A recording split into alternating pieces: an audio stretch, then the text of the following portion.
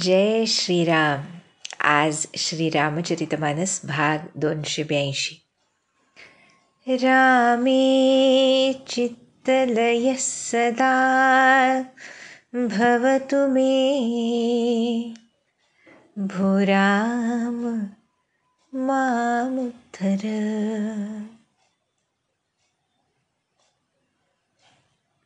भक्तगण सद्गुरुनाथांच्या चरणी, भगवंतांच्या चरणी प्रार्थना करताना दिसतात. हे प्रभो, ही तुमच्या भक्तांची चित्तलय स्थिती जरी अजून दूर असली आमच्यासाठी, तरीसुद्धा त्या मार्गावरून जाण्यासाठी आम्हाला प्रेरित करावं. त्या चित्तलय स्थितीप्रत पोहोचण्याची तळमळ आमच्या हृदयामध्ये जागृत करावी. त्या तळमळीतूनच सद्गुरूंनी दिलेलं अखंड नाम जपण्याची तीव्र लालसा हृदयामध्ये निर्माण व्हावी.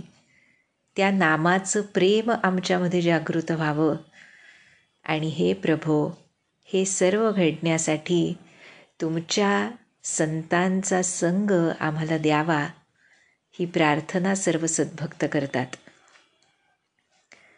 आणि म्हणूनच या श्रीरामचरितमानससारख्या असो किंवा दासबोधासारख्या असो, ग्रंथांमधून जे मनुष्य जन्माचं, कलियुगाचं नकारात्मक वर्णन केलेलं आहे, ते नकारात्मक वर्णनच खऱ्या अर्थानं ह्यावर आपण उल्लेखलेल्या सर्व गोष्टींची तळमळ हृदयामध्ये जागृत करायला समर्थ असतं. सत्पुरुष संत हे काही उगीच कोणतीही गोष्ट लिहित नसतात. ज्या वेळेला त्या नकारात्मक गोष्टी आम्ही वाचतो, आपल्याला माहीत असेल समर्थांनी देहाबद्दल इतकं घृणा निर्माण होईल असं वर्णन दासबोधामध्ये करून ठेवलेलं आहे.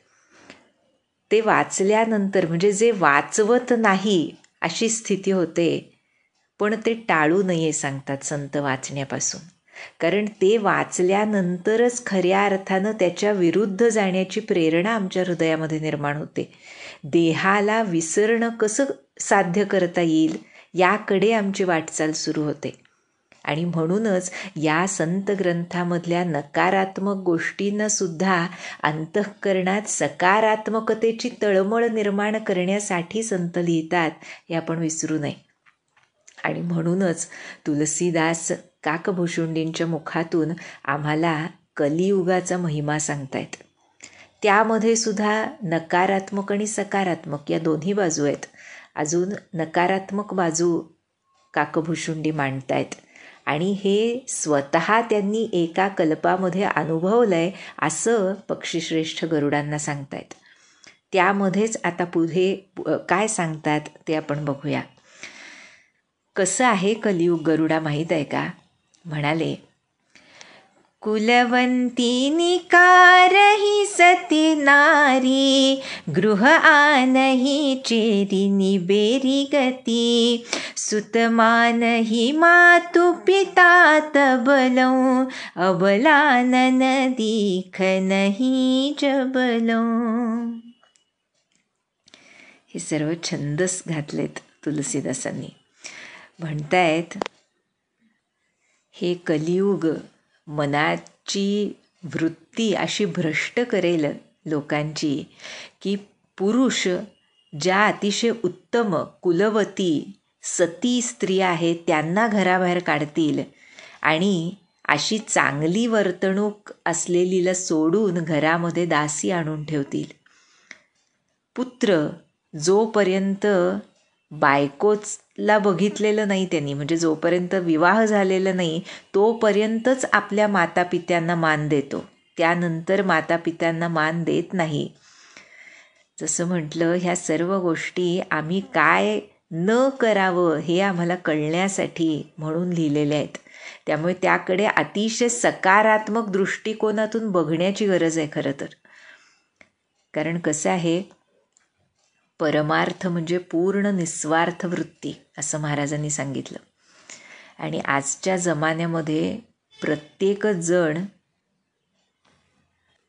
माय लाईफ माय रूल्स या अभिधानाखाली अतिशय प्राऊडली, म्हणजे त्याचा सुद्धा अभिमान वाटतो आम्हाला,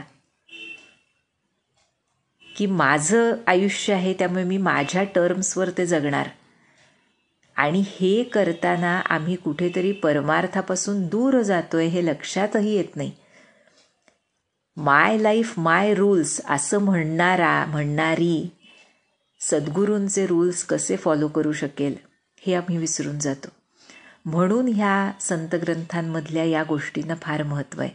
त्या आम्हाला कालच्या भागात जसं सांगितलं तसं व्यवहाराच्या उलट कसा परमार्थ असतो हे जाणून द्यायला महत्त्वाचा असतो.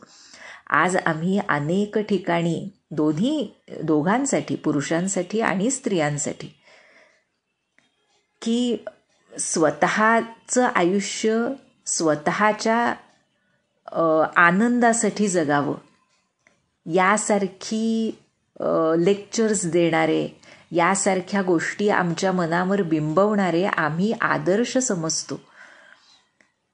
कारण काही काळापुरता त्यानं आम्हाला आनंद म्हणण्यापेक्षा सुख, प्लेजर, कारण ते बॉडीली प्लेजर असतं, या शरीराला सुख मिळतं.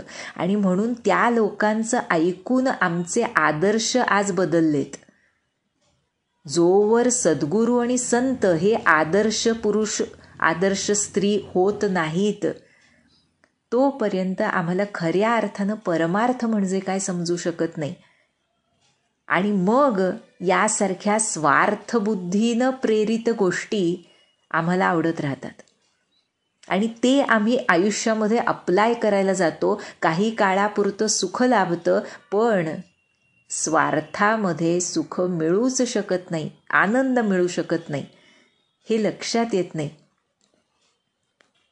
त्या क्षणापुरतं स्वतःचा अभिमान उच्च स्थानावर ठेवून जगताना सुख वाटलं तरी ज्या वेळेला त्या अभिमान वृत्तीमुळे आम्ही सर्वांचे लागेबांधे तोडतो, त्यावेळेला आमचंच मन आम्हाला खातं. आणि मग हे करत असताना आम्ही जर परमार्थ मार्गावरून चालत असलो तर मग नामस्मरणात लक्ष लागत नाही, ही तक्रार आम्हीच करतो.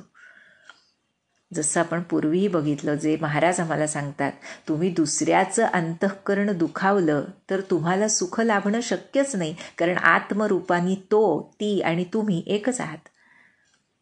त्यामुळे हे जोवर लक्षात येत नाही, निदान तत्वदृष्टीनं तरी, निदान बुद्धीनं तरी जोपर्यंत आम्हाला हे लक्षात येत नाही, तोपर्यंत आमचं वर्तन बदलत नाही सांगतायत इथे. आणि वर्तन जोपर्यंत बदलत नाही, स्वार्थबुद्धीनं जोपर्यंत घरामधल्या वरिष्ठांना, मग आईवडील असोत, सासू सासरे असोत, त्यांना आम्ही यथायोग्य रीतीनं आदरपूर्वक प्रेमानं वागवत नाही, आम्ही त्यांच्याशी वागत नाही. म्हणून ना सद्गुरूंनी शिकवण्याशिवाय आम्हाला कळू शकत नाही. महाराजांचं वाक्य आहे, माता पित्याचे दोष न पाहावेत. त्यांनी म्हटलं नाही मातापित्यांमध्ये दोष नसतात, पण म्हणजे मातापिता असोत, सासरे सासू असोत, दोष नसतात म्हटलेलं नाही, पण दोष असतानाही त्याकडे डोळे झाक करून मला माझ्या सद्गुरूंनी सांगितले म्हणून जो त्यांच्याशी व्यवस्थित वागायचा प्रयत्न करेल, त्याला त्या निस्वार्थ बुद्धीमध्ये खोल दडलेला आनंद मिळाल्याशिवाय राहत नाही. आणि मग आम्हाला खऱ्या अर्थानं कळायला लागतं, महाराज काय आम्हाला करू बघतायत, आम्हाला आनंद देऊ बघतायत. त्या वेळेपुरतं आम्हाला वाटतं महाराज का आम्हाला सांगतात असं करायला, असं करून कोण सुखी झालाय. प्रत्येक वेळेला स्वतःचं मन डावलून जर आम्ही वागायला लागलो तर आम्ही कसे सुखी होणार आयुष्यामध्ये. पण ज्या वेळेला ते एक तत्व आम्ही फॉलो करतो over a period of time, immediate results नसतात परमार्थ मार्गामध्ये, त्या वेळेला आम्हाला खऱ्या अर्थानं महाराजांच्या शब्दांमधली खोली, त्यांनी ते कशासाठी सांगितलंय हे लक्षात यायला लागतं. आणि सर्वात महत्त्वाची गोष्ट जर असेल तर हे केवळ मनुष्यातला संबंध सुधारण्यासाठी महाराज सांगत नाही आहेत, कारण स्वार्थबुद्धी ही मनुष्य रूपामध्ये, जीव रूपामध्ये असणारच. जोपर्यंत पूर्ण परमात्म तत्वाचं रिअलायझेशन नाही तोपर्यंत स्वार्थबुद्धी रहित कुणीही होऊ शकला नाही, शकत नाही, शकणार नाही. पण हे कशासाठी करायचं मग? एक तर आपण बघितलं तसं की जे रिअलाइज्ड बिईंगचे ते जे जगतात तो आमच्यासाठी अभ्यास असतो म्हणून ते करायचं. आणि दुसरं म्हणजे त्यामुळे आमचं साधन निर्धोक चालतं. साधनामधले विक्षेप, चंचलता आणि मनाची व्यग्रता पूर्णपणे नाहीशी होते over a period of time. जर आम्ही सद्गुरूंनी सांगितलेलं यथायोग्य प्रमाणपणे आचरण करण्याचा मनापासून प्रयत्न केला. जोवर घरामध्ये चिडचिड, व्यग्रता, अशांती आहे तोवर साधन कसं चांगलं होणार? निदान त्यासाठी तरी आम्ही घरामध्ये शांती नांदवण्यासाठी जे करणं आवश्यक आहे, निदान परमार्थ मार्गीने ते करणं अभिप्रेत आहे महाराजांसारख्या संतांना. महाराजांनी आम्हाला घर सोडून जंगलात जा कधीच उपदेश केलेला नाही. घरात राहून, घर हे काय सांगितलं महाराजांनी, संसार कारखाना आहे ना, मोडक्या वस्तू दुरुस्त करण्याचा कारखाना आहे. त्यामुळे तेच परमार्थाचं भांडवल करून घ्या सांगतात महाराज. काय महाराजांची शिकवण आहे. आणि हे ज्यांना आत्मसात केलं त्याला खऱ्या अर्थानं इथे जे रामचरितमानसमध्ये कलियुगाचे गुणधर्म सांगितलेत त्याच्या उलट आम्हाला गेल्यानं काय प्राप्त होणार आहे याची चुणूक महाराज दिल्याशिवाय राहत नाहीत. म्हणून इथं सांगतायत की माता पित्यांना मान देणारा पुत्र नसतो कलियुगामध्ये. नसतो म्हणजे हे टर्मिनल सांगितले त्यांनी. त्याच्या उलट तो आम्ही कसा बनवू शकतो याचा प्रयत्न करण्यासाठी हे वाक्य दिलेलं आहे. पुढे म्हणाले, ससुरारी पियारी लगी जबते, रिपुरूप कुटुंब भये तबते, द्रुप पाप परायन धर्म नहीं, करी दंड बिडंब प्रजानितहि, धनवंत कुलीन मलीन अपि, द्विज चिन्ह जनेऊ उघार तपी, नहीं मान पुराण न बेदहि जो, हरि सेवक संत सही कलिसो, कबि बृंद उदार दुनी न सुनी, गुण दूषक भ्रातन कोपि गुनी, कलि बार ही बार दुकाल परई, बिनु अन्न दुखी सब लोग मरई. सांगतायत सासूरवाडी आवडू लागली की घरचे लोक शत्रू होतात. म्हणजे एकंदर त्यांना तेच सांगायचं आहे की कोणत्याही प्रकारचा कलह हा कलियुगाचा गुणधर्म आहे. राजे लोक पापमग्न आहेत, त्यांच्यामध्ये धर्म राहत नाही. प्रजेला अपराध नसताना कलियुगामध्ये राजे शिक्षा देतात आणि तिची दुर्दशा करतात. धनवान लोक कसेही असले तरी कुलीन मानले जातात. ब्राह्मणांमध्ये ब्रह्मण्याचं चिन्ह म्हणून फक्त जानवं उरतं आणि नग्न राहणं म्हणजे तपस्वी पण मानलं जातं. खालच्या जातीचे धनवान लोक सुद्धा कुलीन मानले जातात. वेद पुराणांना जे मानत नाहीत तेच लोक कलियुगामध्ये हरिभक्त आणि संत म्हणवून घेतात. कवी पुष्कळ असतात पण जगामध्ये कवींना आश्रय देणारा असा कुणी ऐकिवात येत नाही.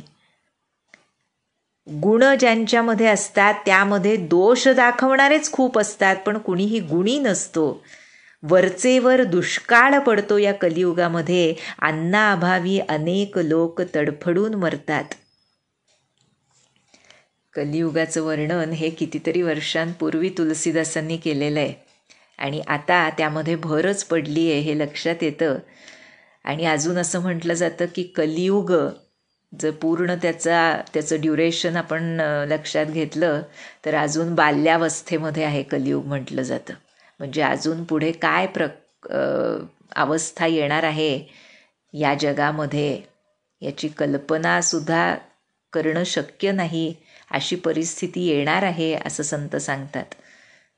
पण जो मनुष्य अशा परिस्थितीमध्ये सद्गुरूंचे पाय घट्ट धरून ठेवील आणि त्यांच्या साधनेमध्ये राहील, खरंच म्हणजे हे आश्चर्यच म्हणावं लागेल नाही का, की अशा ह्या युगामध्ये सुद्धा जे लोक आम्हाला उपदेशात्मक सांगतात संतांसारखे, सद्गुरूंसारखे, ज्यांच्यामुळे अशा वातावरणात राहत असताना, जसं बिभीषण म्हणाले ना, 32 दातांमध्ये असलेली जीभ तसा मी राहतो.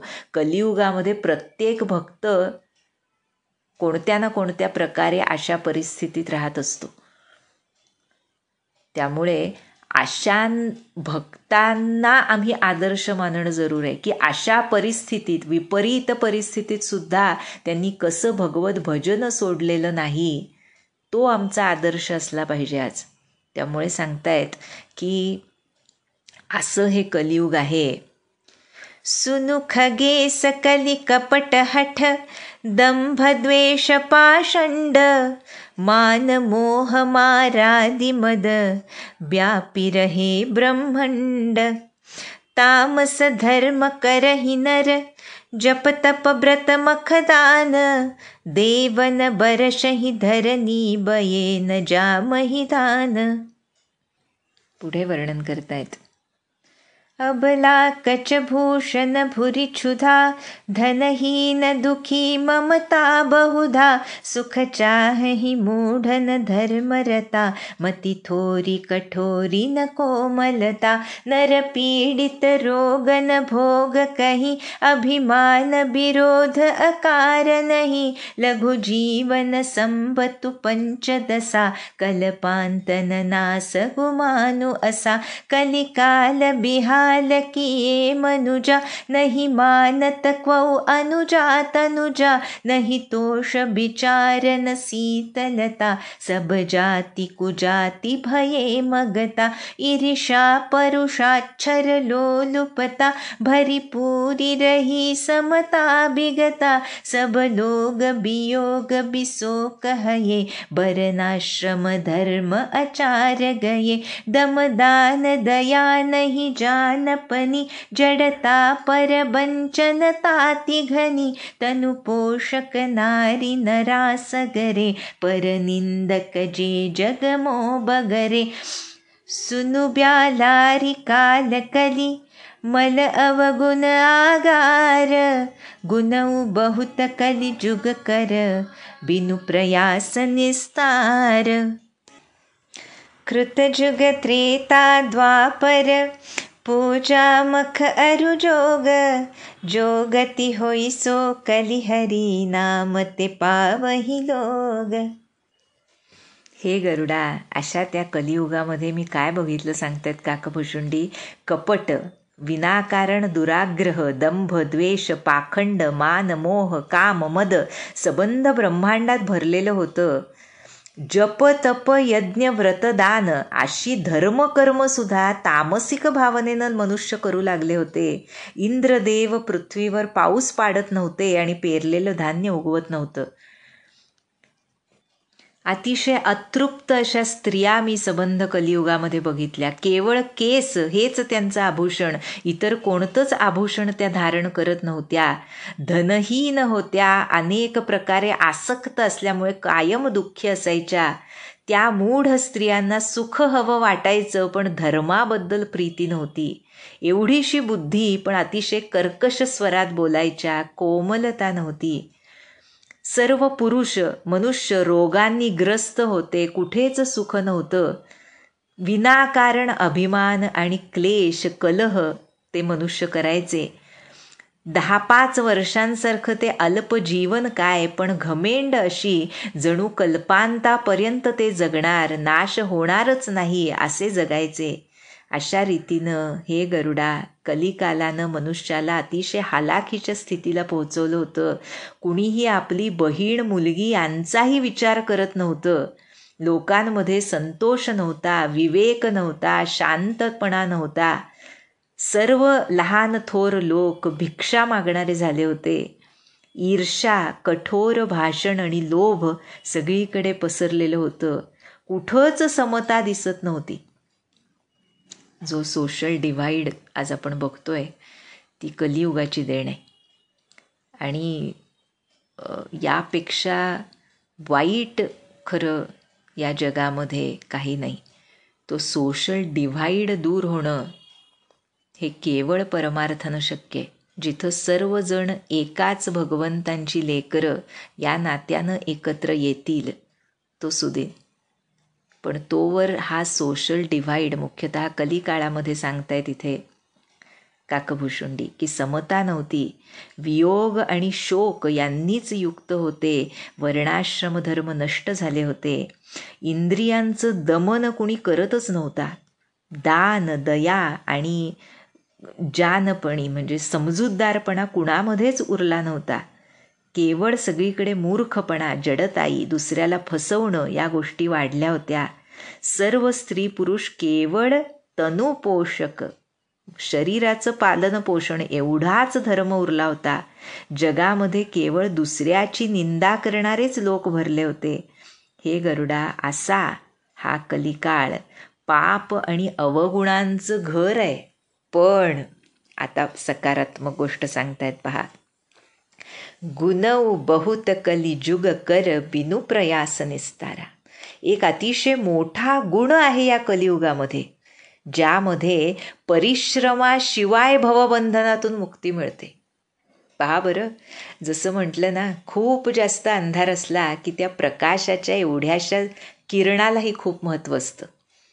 आणि ह्या कलियुगाच्या अंधारामध्ये हा असा प्रकाश झोत आहे जो त्या कलिकाळाला सुद्धा सत्ययुगात बदलण्याच्या क्षमतेचा आहे, ज्याचं वर्णन आता करतायत तुलसीदास. म्हणाले, सत्ययुग, त्रेतायुग, द्वापारयुग यांमध्ये पूजा करण्यानं, यज्ञ करण्यानं, योग याग करण्यानं जी गती मिळते, तीच गती कलियुगात केवळ भगवंताच्या नामस्मरणानं प्राप्त होते. सो कली हरी नाम ते पावही लोग. आता ह्या कलियुगाच्या सकारात्मकतेचं वर्णन करतायत पहा. कृतजुग सब जोगी विज्ञानी करी हरि ध्यान तरही भव प्राणी. त्रेता विविध यज्ञ नर करही प्रभु ही समर्पी कर्म भव तरही. द्वापर करी रघुपति पद पूजा नर भव तरही उपाय न दूजा. कलिजुग केवल हरि गुण गाहा गावत नर पावही भवथाहा. कलिजुग जोगन यज्ञन ज्ञान एक आधार राम गुण गाना. सब भरोस तजि जो भज राम ही प्रेम समेत गाव गुण ग्राम ही. सोई भवतर कछु संशय नाही नाम प्रताप प्रगट कली माही. कली एक कर पुनीत प्रतापा मानस पुण्य हो ही नाही पापा. एवढी मोठी गोष्ट पहा. म्हणाले, सत्ययुगामध्ये सर्वच जण योगी आणि ज्ञानी असतात. श्रीहरींचं ध्यान करून सर्व प्राणी भवसागर तरून जातात. त्रेतायुगामध्ये अनेक प्रकारचे यज्ञ करतात आणि सर्व कर्म प्रभू समर्पित करून भवसागर पार करतात. द्वापारामध्ये रघुनाथांच्या चरणांची पूजा करून मनुष्य संसारातून तरून जातो. दुसरा कोणताही उपाय नसतो द्वापारामध्ये. आणि कलियुगात तर फक्त श्रीहरींच्या गुणांचं गायन केल्यानं मनुष्याला भवसागराचा थांग सापडतो. कलिजुग केवल हरिगुण गाहा गावत नर पावही भवथाहा. कारण म्हणतायत कलियुगामध्ये योग यज्ञ ज्ञान नाहीतच. पहा बरं, कलियुग जोग न यज्ञ न ज्ञाना एक आधार राम गुणगाना. श्रीरामांचं गुणगान हाच एकमात्र आधार आहे. म्हणून सब भरोस तजी जो भज राम ही प्रेम समेत गाव गुणग्राम ही. सर्व आधार सोडून, हे फार महत्त्वाचं आहे, सब भरोस तजी, जो श्रीरामांनाच भजतो आणि प्रेमानं त्यांचं गुणगान करतो, तोच भवसागर पार करून जातो. यामध्ये कछु संशय नाही, कोणताही संशय नाही. नामाचा प्रभाव कलियुगामध्ये प्रत्यक्ष आहे. कलियुगाचा एक पवित्र महिमा असा आहे की ज्यामध्ये मनानं केलेला सुविचार पुण्यप्रद असतो, पण मनात येणारा कुविचार पाप ठरत नाही. यामुळेच आम्ही जगतोय खरं कलियुगातले प्राणी. फार मोठं स्टेटमेंट आहे हे. कलिकर एक पुनीत प्रतापा, मानस पुण्य होही नाही पापा. यावरूनच आमचे महाराज म्हणाले, मनात दुर्विचार आले तरी हरकत नाही, ते कृतीत येणार नाही त्याची खबरदारी घ्या. कारण कलियुगामध्ये इथे सांगितलं तसं मनात दुर्विचार आले तरी त्याचं पाप नोंदवलं जात नाही. सत्ययुगात पापच नाही, पण त्रेतामध्ये आणि द्वापारामध्ये, त्या दोन्ही युगांमध्ये मनातलं पापसुद्धा नोंदवलं जातं. पण कलियुगामध्ये मनातलं जे पाप किंवा मनामध्ये काही पाप विचार आला, दुर्विचार, कुविचार, तर्क, जे काही संशय आला तर तो नोंदवला जात नाही. पण तो जर कृतीत आला तर मात्र नोंदवला जातो. त्यामुळे आणि दुसरं सांगितलं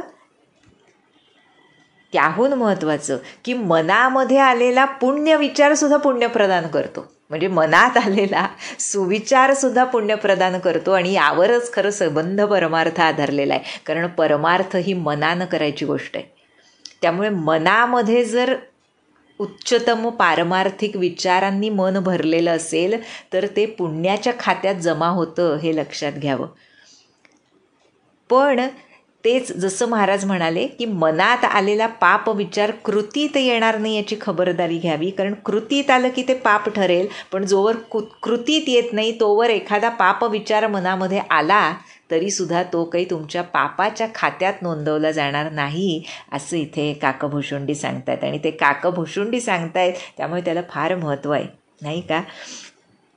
आणि म्हणून म्हणतायत, कलिजुग समजुग आन नहीं, जो नर कर विश्वास, गाई राम गुण गण बिमल, भवतर बिनहि प्रयास. प्रगट चारि पद धर्म के, कलिमहु एक प्रधान, जेन केन विधि दीन्हे दान करई कल्याण. म्हणताय जर विश्वास ठेवला मनुष्यानं तर कलियुगासमान दुसरं युगच नाही.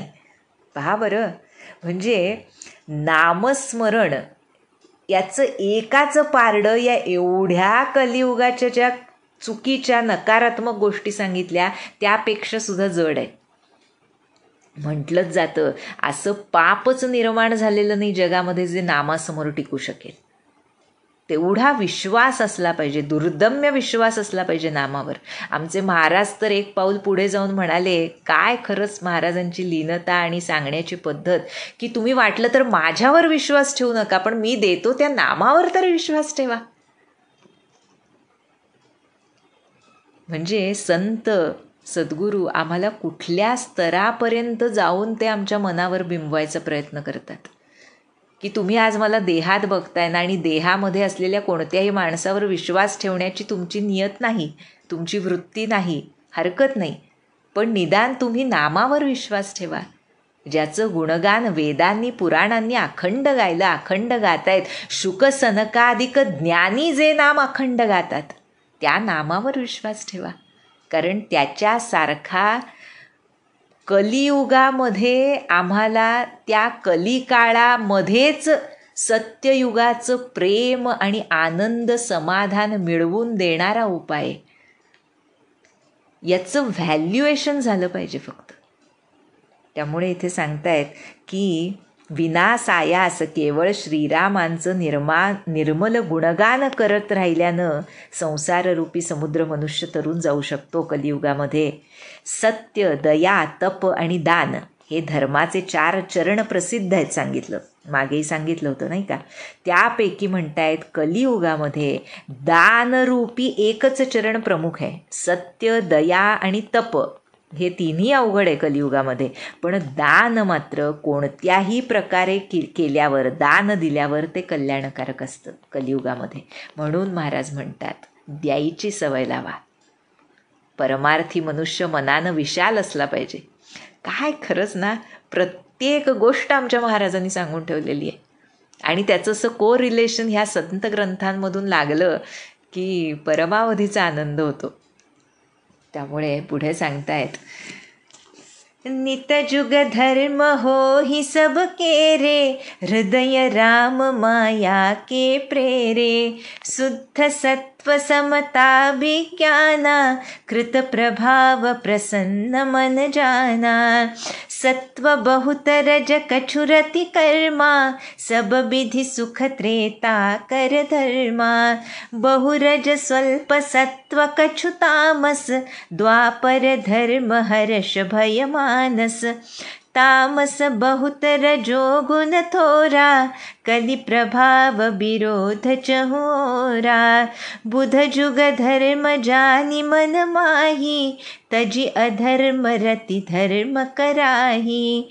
काल धर्म नहीं व्यापहि ताही, रघुपति चरण प्रीति अति जाही। नटकृत बिकट कपट खगराया, नट सेवक ही न व्यापई माया। हरि माया कृत दोष गुण, बिनु हरि भजन न जाही। भजिय राम तजि काम सब, अस बिचारी मन माही। तेहि कलि काल बरस बहु, बसेउ अवध बिहगेस। परेउ दुकाल विपति बस, तब मैं गयऊ विदेश। काकभूषुंडी सांगतायत, दानानं पुण्य मिळतं. श्रीरामांच्या मायेनं प्रेरित होऊन सर्वांच्या हृदयामध्ये सर्वच धर्म नेहमी असतात. सर्व धर्म म्हणजे तिन्ही गुण असं म्हणायचे. शुद्ध सत्वगुण, समता, विज्ञान आणि मन प्रसन्न असणं, या गोष्टी सत्ययुगाचा प्रभाव समजाव्यात बरं का. म्हणजे चारही युगांचं ओव्हरलॅपिंग या मनुष्यामध्ये असतं. म्हणजेच त्रिगुणांचं ओव्हरलॅपिंग असतं. खूप स्वाभाविक आहे नाही का. म्हणजे हे लॉजिकल वाटतं एकदम. त्याप्रमाणे सांगतायत की सत्वगुण अधिक असेल, थोडासा रजोगुण असेल, कर्म करण्यामध्ये प्रेम असेल आणि सर्व प्रकारांनी सुख असेल तर हा त्रेतायुगाचा धर्म आहे बरं का. सत्वगुण अधिक म्हणजे भगवंताकडे घेऊन जाणारा जो गुण तो सत्वगुण. रजोगुण म्हणजे आणि सर्व नीतिधर्मांनी युक्त जो गुण तो सत्वगुण. आणि रजोगुण म्हणजे या जगामध्ये मी जे मिळवलं आहे ते माझ्या कष्टानं मिळवलं आहे आणि ते माझं आहे आणि त्याचा संग्रह केला पाहिजे, ही जी वृत्ती ती रजोगुणी वृत्ती. या सर्व पण थोडासा रजोगुण आणि अधिक सत्वगुण आणि सुख हा त्रेतायुगाचा धर्म सांगितला. पुढे म्हणाले रजोगुण जास्त आहे, सत्वगुण फारच कमी आहे आणि काहीसा तमोगुण असून मनामध्ये हर्ष आणि भय असेल तर हा द्वापर युगाचा धर्म आहे. खरं ना, श्रीरामचरित्रातून आणि श्रीकृष्ण चरित्रातून, त्या वेळच्या समाजाच्या चरित्रातून या गोष्टी स्पष्ट होतात. ते फार त्याच्या खोलात जाण्याची आता गरज नाही, पण जर इच्छा असेल तर आपण त्यामध्ये थोडंसं चिंतन केलं तर लक्षात येऊ शकतं की असं का म्हटलं आहे तुलसीदासांनी इथे नाही का. त्यामुळे आता पुढचं सांगितलं, तमोगुण जास्त असेल आणि रजोगुण थोडा असेल, चोहीकडे वैर असेल तर हा कलियुगाचा प्रभाव आहे. म्हणजे रजोगुण हा तमोगुणानं युक्त आहे की रजोगुण हा सत्वगुणानं युक्त आहे, त्याच्यावरून मनुष्याची वृत्ती ठरते खरं तर नाही का. रजोगुण म्हणजे या जगामध्ये राहण्यासाठी मिनिमॅलिस्ट जे आवश्यक आहे की गरज ज्याला आपण म्हणतो नीड, ती किती आहे त्यानुसार अर्जन करणं आणि योग्य मार्गानं अर्जन करणं आणि त्यामध्ये भगवत भाव ठेवून ते भगवत समर्पित करणं, ही रजोगुणी वृत्ती सत्वगुणाकडे मोडते.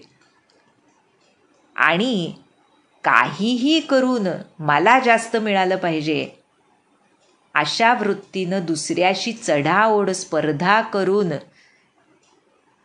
कशाही मार्गानं अर्जन करणं, ही जी रजोगुणी वृत्ती ती तमोगुणाकडे वळते. त्यामुळे सांगितलं तमोगुण जास्त, रजोगुण थोडा. म्हणजे काय की तो थोडा रजोगुणसुद्धा तो तमोगुणाकडेच वळतो असं त्यांना म्हणायचं आहे. आणि चोहीकडे वैर असेल तर हा कलियुगाचा प्रभाव होय. त्यामुळे जे शहाणे लोक आहेत ते युगांचे धर्म ओळखतात आणि अधर्म सोडून धर्मावर प्रेम करतात. पुढे सांगितलं, काल धर्म नही व्यापहिताही रघुपती चरण प्रीती अतिजाही. आमच्यासाठी एवढंच महत्त्वाचं आहे खरं, की ज्याला रघुनाथ चरणी अत्यंत प्रेम आहे त्याच्यावर मात्र युगधर्माचा प्रभाव पडत नाही. कारण सांगितलं, फार सुंदर उदाहरण दिलं आहे तुलसीदासांनी. म्हणाले, काकाभुशुंडी सांगतायत, हे पक्षीराज, जादूगारानं केलेली जादू ती जो पाहतो त्याला कळत नाही. कशी हातचलाखी केली ते आम्हाला कळत नाही जादूगारांनी केल्यानंतर, पण त्या जादूगाराचा असिस्टंट जो असतो, सहाय्यक जो असतो, त्याच्यावर काही त्या जादूचा पगडा बसत नाही, नाही का? म्हणजे सांगायचे त्यांना की हे सर्व गुणसुद्धा त्याची उत्पत्ती त्याच महाकारणापासून आहे. जसं म्हटलं अगोदरसुद्धा की भ्रम घालणारे, भ्रम दूर करणारे, त्या मायेचा पगडा, या सर्व गोष्टी त्याच एका रघुनाथांपासून, त्याच अंतिम तत्वापासून निघतात. आणि हे ज्याला कळेल त्याला खऱ्या अर्थानं अद्वैत म्हणजे काय कळतं. तोपर्यंत केवळ शब्द असतो तो. त्यामुळे इथे खरं सांगतायत की रघुनाथांच्या चरणी जो राहिला त्याला त्यांची जादू कळते, आणि मग त्यांची जादू आमच्यावर प्रभाव करत नाही, कारण त्या जादूगाराच्या चरणाशी आम्ही असल्यामुळे हे सगळं त्यांचा हा खेळ आहे. आणि म्हणून तो खेळात खेळल्याप्रमाणे तो खेळ खेळतो आणि त्यापासून अलिप्त असतो आणि केवळ प्रभू चरणाशी लिप्त असतो. जो लिप्त असतो तोच अलिप्त असू शकतो. आम्ही अलिप्त होणार आता असं म्हणून होऊ शकत नाही. रघुनाथ चरणाशी लिप्त असाल तरच अलिप्त होता येतं, असं आम्हाला संत सांगतात. आणि म्हणून सांगतायत की श्रीहरींच्याच मायेनं उत्पन्न केलेत हे दोष आणि गुण. त्यामुळे हे गुण श्रीहरींच्या भजनाशिवाय जात नाहीत. असा विचार करून सर्व कामना सोडून निष्काम भावनेनं श्रीरामांचं भजन केलं पाहिजे असं सांगितलं. आणि पुढे म्हणाले, हे पक्षीराज, अशा या कलिकाळामध्ये अनेक वर्ष मी अयोध्येत राहिलो. एकदा तिथं दुष्काळ पडला तेव्हा अन्ना अभावी मी तो देश सोडून गेलो. तो देश म्हणजे अयोध्यापुरीला सोडून कुठे गेलेत काकाभुशुंडी तेव्हा? तर उज्जैनीला, महाकालांच्या नगरीमध्ये गेलेत. आणि आता तिथे गेल्यानंतरची कथा ते गरुडाला सांगणार आहेत.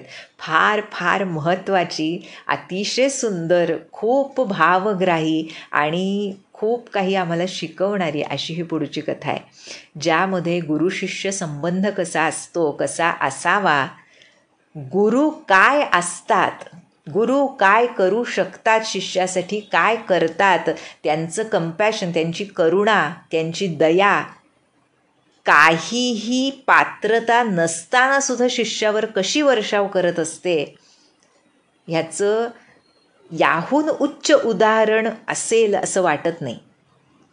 त्यामुळे ह्या पुढच्या काकभुशुंडी आणि त्यांच्या गुरूंच्या कथेमध्ये आमच्या शिवशंभोंचा काय रोल आहे, त्यांनी काय केलं, कसं शिकवलं आणि त्यांच्या गुरूंनी आम्हाला काय शिकवलं त्यातून, ज्यामधून आमची गुरुभक्ती कशी बळकट होते, व्हावी, हे आम्हाला तुलसीदास पुढच्या भागात सांगणार आहेत, जे आपण उद्या बघूया. जानकी जीवन स्मरण. जय जय राम.